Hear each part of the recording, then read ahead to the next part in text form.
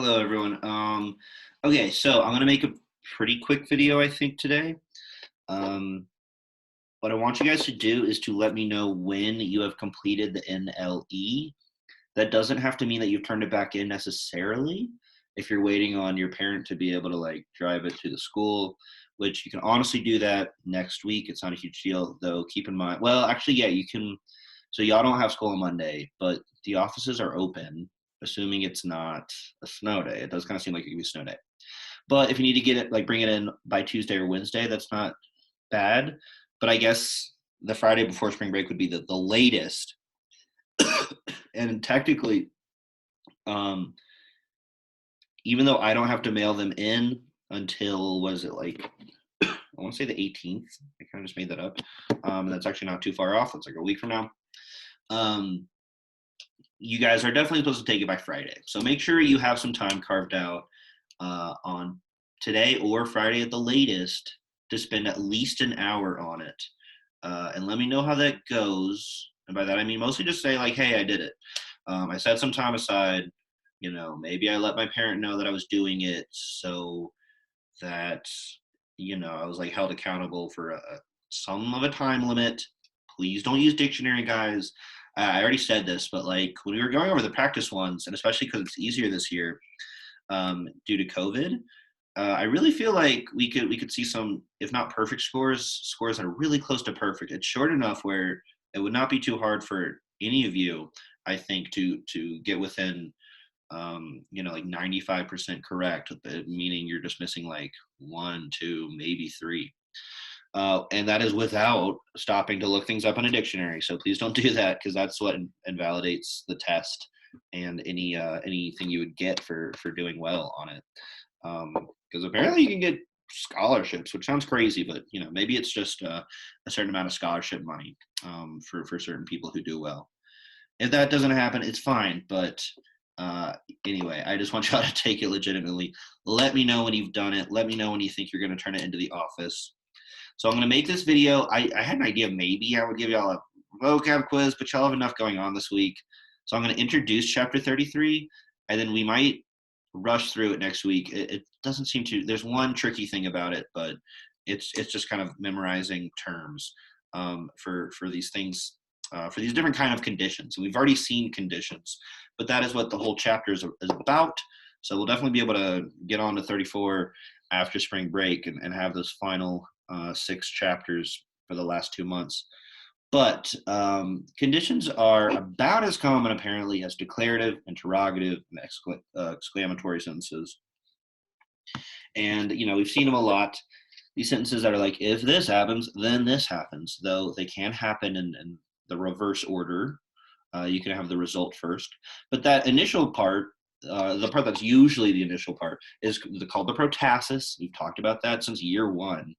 We just never really focused on it, but that's like the premise, and it usually starts with "see" or "nisi," because "nisi" is unless. So that sets up a kind of like negative condition.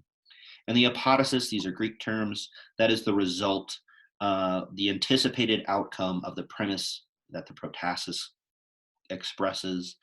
And of course, these can be in any order, as I already said. And so it turns out we have 3 different types of indicative conditions: 3 indicative ones, 3 subjunctive ones. So it's not that bad. That they translate pretty easily, and spotting them is super easy. The only issue this chapter is going to be remembering the terms for all 6 of them. It's kind of like when we got cum clauses and had to learn adversative versus causal versus circumstantial versus temporal. And it wasn't so much challenging to identify those. It was just tricky to like remember them all. But you'll get the hang of it. These first 3 indicatives, number 1, that's the one that we've seen a lot because it just involves present indicative active verbs. So it's really straightforward. Something like, if he does this, then he is wise, right? So you're translating both present tense style. This is less complicated than anything that has to do with like a sequence of tenses kind of thing. We're going to have agreement in terms of tense for both the protasis and apodosis, and I guess pretty much all of these. So that's simple fact present. That's what it's called. So all three of these indicative ones are called simple fact and then a tense. So these actually, I guess, not too hard to remember. The subjunctive ones are slightly weirder. Simple fact past would be if the verbs are perfect or imperfect. Could be either. And I assume maybe it could even be a mix, but it would still be considered simple fact past. So it'd be like if he made it, or if he did this, rather, he was or has been wise. Yeah, so just translate those how you would normally. You identifying that it's simple fact past or simple fact present, it's not going to affect the way you translate it. Simple fact future, though, there is a little trick, but it's a trick that we've known about since like way back in chapter 1, and that is the verb in the protasis will be future tense, but you don't actually want to translate it that way for whatever reason. I don't know if this is a distinctly English thing, but it just sounds weird to translate it in the future tense, even though it's understood to be the future. So instead of like if he will do this, he will be wise. That just sounds kind of like weird and like something is off there. But if he does this, he will be wise. It's technically will do. It's technically future, but I guess there's something about the if, the protasis, at least for English, that almost automatically implies futurity or something. I'm not totally sure what it is, but we don't have to dwell on that because that's something we've been doing for a long time. Okay. So those are the indicative ones. These are the subjunctive ones. And the first two are called contrary to, and then contrary to fact, and then the tense. But the tense doesn't quite line up how you'd want. So this first one, contrary to fact present, it involves verbs that are subjunctive, because all of these are going to have subjunctive verbs, but they're imperfect subjunctive. So it's kind of weird that the term is contrary to fact present. It's something about the weirdness of the subjunctive mood in general that is leading to that kind of weird discrepancy. You might think this should be called contrary to fact past or whatever if we're using imperfect, but it's not. And so we're going to use were for the protasis verb, like were verbing, and would be verbing for or just would be for the apodosis verb. So if he was doing this for see id faceret, because these are still imperfect, right? So you can still translate it imperfect, even though it's a subjunctive imperfect. You can still say like, if he was doing this, or were rather, if he were doing this, he would be wise. So I guess the word contrary kind of makes sense here. It's like it's the protasis does not reflect reality. It's saying like, oh, if he were doing this, he would be blah blah blah. It's contrary to whatever this person might actually be doing. Yeah, and if you read it, if he were doing this, he would be wise. I kind of get why that's present. It sounds like, yeah, it's using these past tense helping verbs like were and would, but it sounds like a thought that somebody is having about someone in the present moment, and they're talking about them in the present, but by way of like a technicality is using the past tense. I don't know if that makes sense, but okay, the second one is contrary to fact past, and so these use pluperfect. So it's like the verb's tense is a step back from the word used in the label for that type of condition. That makes sense. If he had done, and so you translate this as you normally would, a pluperfect verb, even just one that was indicative. If he had done this, and then the second one is a little weird. He would, you want to use would. He would have been, in this case, wise. So for contrary to fact present, if he were verbing, he would, blah, blah, blah. Contrary to fact past, if he had verbed, he would have. So you're using would in both of these, but the tense of the protasis basically has changed. That's kind of all that's really going on. And then even though fuisset, the verb in the apodosis is pluperfect, you're kind of like after would, you're using have, because we don't say would had. That's not a thing. So that's slightly weird. And then last one, if it was any more than this chapter would be crazy, but I still think this chapter is actually really pretty simple, other than the fact that these terms are going to take us a while to get used to. and it's called future less vivid. It's an interesting term. And so this is just when, go figure, the verb is in the present subjunctive, not future, because there is no future subjunctive. Are we missing a subjunctive here? Imperfect is showing up in fact past, imperfect and present. Yeah, I guess perfect. I guess there isn't one for perfect, or maybe we'll learn about it later. But anyway, so this is going to be, if we're going to use should and would for this. Should in the protasis, would in the apodosis. If he should do this, he would be wise in this case. So this is just if you see a present subjunctive. And again, learning the terms for these subjunctive ones, that's kind of the only challenge. Because if you look at these indicative conditions, they're actually really chilled out. All right, let's just do these. There's actually 3 more after this, so 11. But 11 quick little practice sentences to familiarize ourselves with these conditions. And then I'll let you go. Again, I'm not sure if I find out a lot of y'all haven't done the test yet, I might not make content on Friday, which kind of makes sense. You're supposed to, I think, have like 2 potential classes to do with which to do the NLE. So next week we'd have content every day. But I don't really want to bog y'all down with something if you haven't finished the test. So try to let me know once you're hearing this where you are. Even if you haven't done it, let me know what your plan is. Because I don't want y'all to have to like do it last minute on Friday, like late at night after you had like some like sporting event or something. I don't know if anything's still happening on Friday. I'm not sure. I don't know if the snow's happening Saturday. I think it's not till Saturday. So okay, see hoc dicet eravit.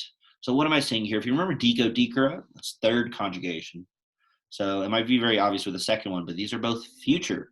So this is going to be simple fact future. But we're just going to translate the first one. We don't want to say if he will say this. We're just going to say if he says this, he will go astray. And that is the condition we've been translating all our lives, basically. Nearly. See hoc dicit erat for number 2. Those are just present tense. So this is simple past present. No trick here. If he says this, he goes astray. All right. So it's one of those things. It's weird sometimes to learn what is that's happening with my 1.5 kids are getting ablative of manner and accompaniment. Like means, ablative of means, you have to know a trick to translate it properly. But manner and accompaniment, you translate them the same whether you know that concept or that term or not. So it's the same with these present conditions where you would translate them this way anyway, and we're just adding a term, or we're labeling them out. Si hoc dixisset, eraviset. So this is one of our subjunctive ones, and those are pluperfect subjunctives. So this is going to be contrary to past, actually. If they were imperfect, it'd be contrary to present.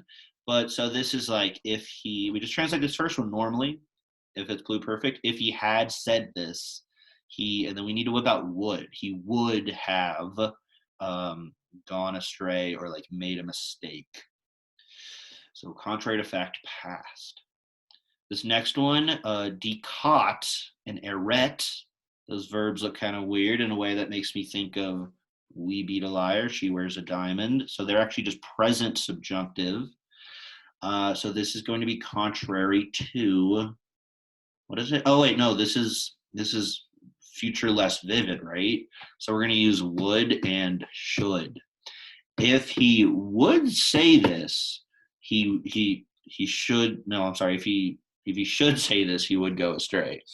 Yeah, if he would say this, he should go astray. Now it's a different kind of thing. So should for the protasis. Should for the protasis. All right. It's kind of weird. It's weird that it's called future less vivid when it's present subjunctive, but if you think about it, subjunctive is always this thing that's like conditional, like it might happen, like let us blah blah blah. Doesn't mean that we're gonna do blah blah blah right now, but like we're gonna do it in a second. So it's technically present subjunctive, but that already kind of implies the future in some kind of way. See hoc dixit, eravit, those are perfect tense pretty clearly. So this is indicative. This is just good old indicative. So simple past. A simple fact. I just realized I mislabeled something. Why is this? It should be simple fact present. Ugh. Ugh. Caught a typo. Oh my gosh, how long was that there? Oh my gosh. Simple fact present. And I gotta keep doing it. What would present future mean? Who even knows? Sorry about that. Past simple fact present. These are weird terms. And I don't know, do they not use hyphens? And like they should use hyphens, right? Even if the textbook isn't, I'm gonna start using hyphens for them. Okay, so this is if he said this, he made a mistake. You're not translating it any kind of weird way that you wouldn't already. Okay, this next one, if dikaret and eraret, they look subjunctive and they are imperfect subjunctive. So this is contrary to fact present. So we're going to use was verbing and would verb. If he was saying this, he would go astray. So I brought this back up to remind ourselves. So yeah, just to remind, just say again, the second one, those were just present tense. That was contrary to fact present. Ignore that. This is contrary to fact present. This is the wrong graphic to use to talk about number 2. I'm just caught up on that now. So this is contrary to fact present because it uses imperfect subjunctives. So were verbing, was or were verbing plus would verb, would make a mistake. Okay, a few more. See, waniat, hakwideat. Those are present tense subjunctive. So this is another future less vivid. If he should come, he would see this. Sorry, the little widget is, oh wait, maybe I don't see that. I see something saying you are screen sharing. Okay, so yeah, should and would for future less vivid. Future less vivid, I'll categorize them next time we talk about this, like the ones where you actually have to know something. I guess it's just the subjunctive ones, right? Because we're not counting the future indicative, knowing to leave out the will, since that's something we've done forever. These next two just look future tense, perfect rather. Wane it and weed it. They're perfect tense mostly because the macrons over the vowels. I know this because I've been drilling perfect tense with my younger kids. If he came, he would, or if he came, he saw this. Okay, it's just simple fact past. I was forcing a would there. He would see this. What would that be? I have to look at the chapter again to make sure that these can't be mixed. Because, like, what if we wanted to accomplish a kind of blend of some of these condition types? If he came, he saw this. So would would have to be subjunctive to use would. Yeah, we don't use any woulds until we're talking the subjunctive ones. Speak of the devil, we got some imperfect subjunctive. So if he was coming, he would see this. That is the top one there, contrary to fact present. Yep.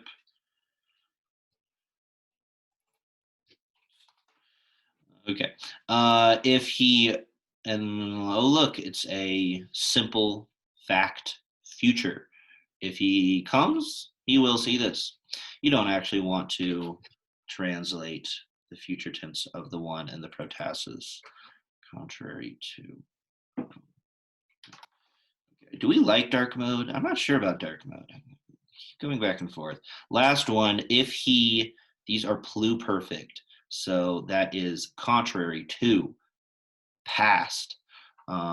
If he had come, he would have seen this, contrary to fact. Past. All right. Okay. It's a good warm up for me. Vocab this chapter, then we'll be done. Initium, beginning like initiate, initiative. Ops, opus is help or aid. Ope is opum. When it's plural, it's a little more like power or resources, kind of like in a military context. What are the related words for that? Opulence. Opulence is when you have a lot of like decadence. So I guess like resources kind of goes with that. Philosophus can be masculine second declension or feminine first declension for philosopher. So we have that to go with Philosophia from chapter like 2. Plebs plebis. I could have swore we already had that, but there you go. Sol's solace for salt, go figure, or wit, which is a little weird, but you can. And I think this is probably what the connection is, that wit can be thought to be the salt of conversation. It kind of spices up just like communicating with someone to be witty and to like make jokes. Speculum is mirror. Related words would probably be like, speculate, spectate. Quisquid after see or nisi, or any, well, maybe not any, but like a lot of these interrogative pronouns that start questions or conditions, it'll actually be anyone or anything. So it's more like aliquis or aliquid, but the ali for whatever reason gets dropped. I misspelled something there. But it could also be someone or something. If it's like aliquid, it's more like someone, something or anything. Where if it's aliquis, it's probably anyone or someone. So yeah, it's going to look like quis or quid, but to understand it like this word that I thought we got it at one point, but aliquis or aliquid is like anyone or anything with or without coming after C. But so this is like specifically coming after C or nisi, apparently nay or num. Do we get num this chapter? We get a few things that were showing up in the practice tests. Candidus is shining or white, so it's not just color necessarily. It could be like a quality. Meros is pure or undiluted. I would have to open the textbook to look at the related words, and my Xbox controller is on top of it. I can't think of any right now. We'll see if it has any. Suavis is sweet, so we have that to go with dulcus, dulca. This they is a conjunction suffix to a word.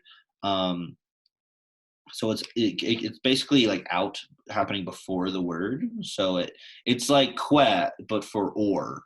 So que means and happens before the word. This means or is happening before the word. We get hue, which is like alas or oh no. They don't necessarily spell out that it's a negative interjection, but that's what it is, as opposed to Yugapai's hooray. Or Eke's behold. Subito is suddenly. We got repente recently. That is also suddenly. Protinus is immediately. Don't get them mixed up like I do. Recurso, recursare, recursavi is to refuse. It's probably some related words. Trado tradera is to give over, surrender, as in like trade, right? And transmit with no a vowel. But it can also be teach or hand down. So it can be a more figurative passing of something, and not just a literal passing of something. All right, that is it, I guess.